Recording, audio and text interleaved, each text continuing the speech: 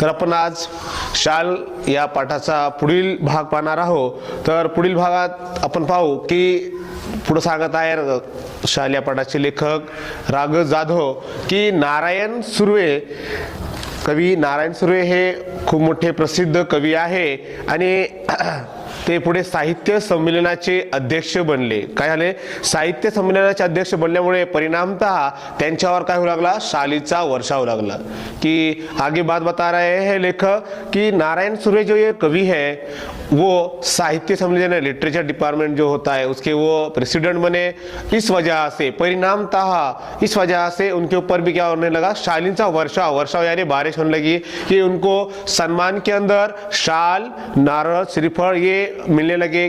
कारण की त्यांना प्रत्येक कार्यक्रमात समारंभामध्ये त्यांचा सत्कार केला जात असल्यामुळे की त्यांना शाल आणि नारळ मिळत असते। यानी उनको शाल और नारळ यानी नारियल उन्हें सम्मान के प्रतीक वो दिया जा रहा था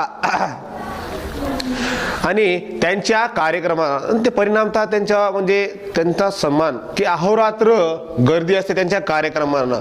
यानी ते व्यस्त झाले होते, यानी बहुत ही बिजी होने हो गए थे कि कंटिन्यू उनके प्रोग्राम चलते रहेंगे और बहुत ही ज्यादा उनके कार्यक्रम को गर्दी रहती थी। कोणाच्या? कवि नारायण सुर्वे यांच्या, यानी कवि नारायण सुर्वे इनके और उन्हें हर जगह पे शाल, नारळ इस तरह से सम्मान के अंदर दिया जा रहा था।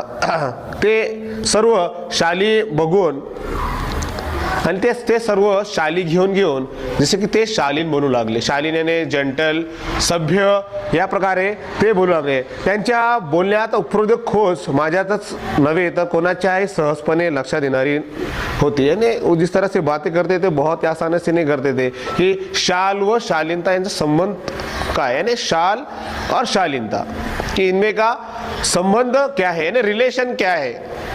कि हम देख रहे हैं कि शाल है कि शाल तो उन्हें सबको सम्मान के तौर पर दिए जा रहा है, लेकिन अब वो शालीनता आ गई। शालीनता यानी और ज्यादा सभ्य हो जाना, जेंटल बनना, जेंटलमैन बनना, इस तरह से इसका अब दोनों का संबंध क्या है। यानी खरे तर यानी सही देखा जाए तो कि खरी खुरी शालीनता थी क्या है कि शालीनता शोभते। यानी सच में देखा जाए तो जैसे कि जो शालीनता है, जो जेंटलनेस होता है, जो जेंटलपना होता है वो बिना शाल की भी क्या होती है। ऐसा नहीं कि कोई शख्स को शाल दिए या फिर उसका सत्कार करे तभी उसका रिस्पेक्ट बढ़ेगा, रेपुटेशन बढ़ेंगे, ऐसा नहीं।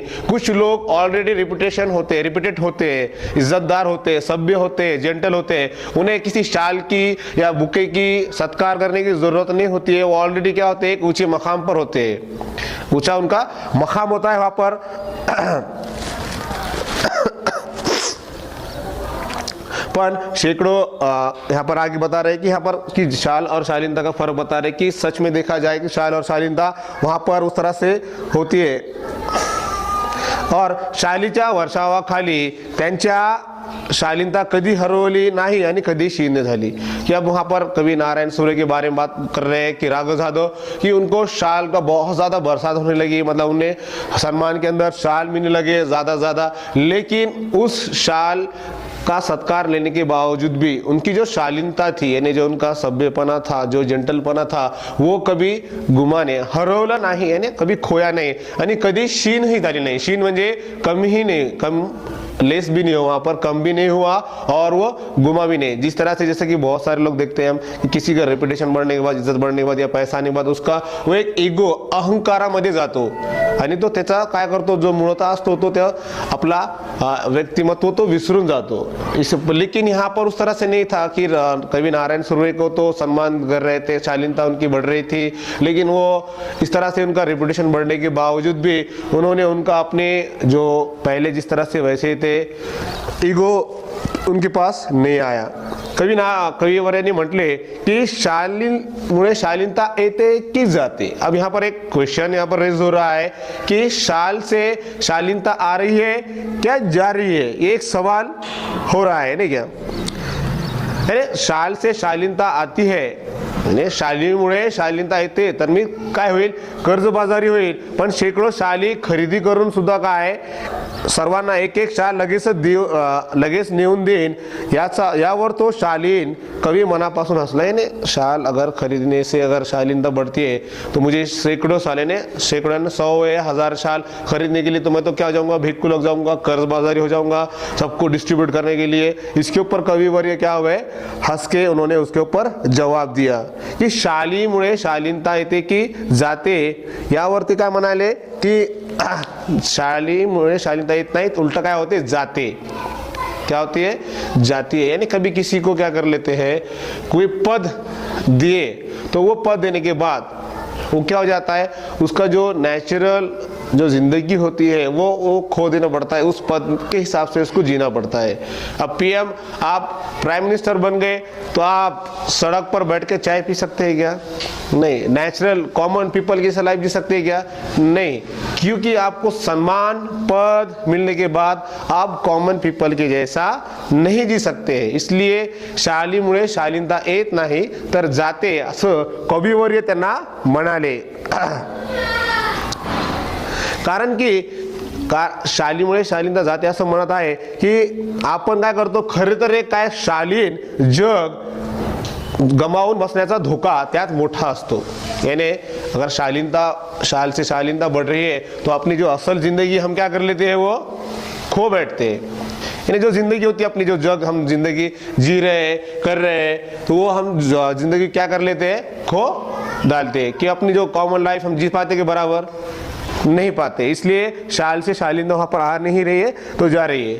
तर पुढे शाल या पाठाचे लेखक जाधव सांगत आहे की मी 2004 साली, यानी 2004 की बात कर रहे हैं यहाँ पर जाधव लेखक, की ते पण साहित्य संमेलनाचे बिनविरोध अध्यक्ष झाले. काय झाले, बिनविरोध. यानी कोई उनकी अपोज में नहीं खड़ रहा था.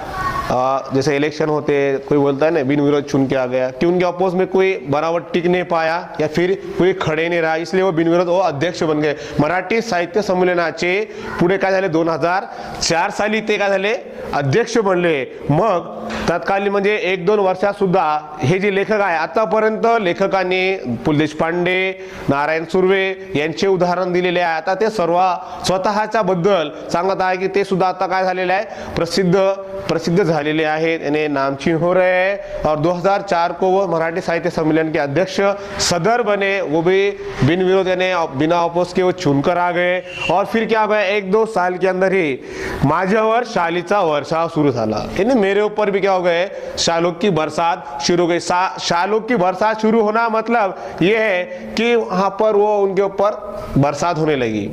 क्या होने लगी, बरसात होने लगी.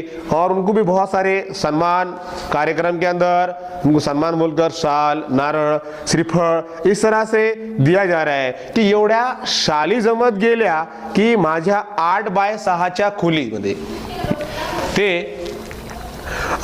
ठेवणे शक्यच नव्हते. मग मी ते काय केलं, मी सगळे ते गाठोडे बांधून निकटवर्ती मित्राकडे दिले. याने कारण की त्यांची जी खोली होती, सांगत आहे की त्यांना अध्यक्ष झाल्यानंतर त्यांना खूप शालीचा वर्षाव सुरू झाला. यानी उनको बहुत सारे शाल सम्मान में उनका जो किया जा रहा है तो उसके अंदर आ रहे थे, तो बहुत शाल जमे हो गए उनके पास. और उनका कमरा था छोटा, खोली म्हणजे उनके जो रूम है वो थी छोटी. कितना साइज का था, सिर्फ 8x6 8x6च्या खोलीमध्ये बहुत ही छोटी खोली थी मतलब उनका. और वो अननेसेसरी थिंग्स थी और वो उतना वो चीजें और शाल का बहुत ज्यादा जम रहे थे. त्यामुळे त्यांनी काय केले, गाठोडे बांधले. यानी उस जो शाल जमा हो गए थे उसका क्या कर दिया, एक गठ्ठा सा बांध दिया आणि ते आपल्या मित्राकडे दिले. कोणत्या मित्राकडे दिले, निकटवर्ती मित्राजवळ त्यांनी ते ठेवून दिले. यानी उनका जो करीबी दोस्त था, निकटवर्ती यानी जो उनका करीबी दोस्त था, उनके पास उन्होंने क्या कर दिए, वो ले जाकर दे दिए. और क्योंकि उनके कमरे में रखना, छोटे से रूम के अंदर रखना, 8x6 के कमरे के अंदर वो इतने शाल जमा हो रहे रखना, वो मुनासिब ही मतलब शक्य नहोते, नहीं मुमकिन ही नहीं था. इसलिए वो पूरे 8x6 के कमरे के अंदर नहीं रख पाए. इसलिए उन्होंने अपने दोस्त के पास वो पूरे शाल का क्या कर दिया, गठ्ठा बांध दिया और ले जाकर रख दिया. तो मित्र सुद्धा बिचारा अति प्रामाणिक, बिचारे बहुत ही ईमानदार, क्या था, ईमानदार था. व्हेरी ऑनेस्टी पर्सन, उनका फ्रेंड भी त्याने काय वापरले नाही, पण लेखकाने त्याला अधिकार दिला होता, त्याने सर्वस्व अधिकार दिला होता, याने पूरा अधिकार दे दिया था कि तू काय करते वापर किंवा विक, यानी लेखक ने उनके दोस्त को अधिकार दे दिया था कि तू क्या कर दे उसको बेच या फिर इस्तेमाल कर। पण तो कसा होता, अति प्रामाणिक होता, यानी बहुत ही ज्यादा क्या था, ईमानदार था, ऑनेस्टी था। त्याने सुद्धा त्या शालीला त्याच्या छोट्या खोलीमध्ये सांभाळले, यानी उसके छोटे से कमरे में उसने उन्होंने संभाल के रखा, उसको हाथ भी नहीं लगाया और इस्तेमाल भी नहीं किया।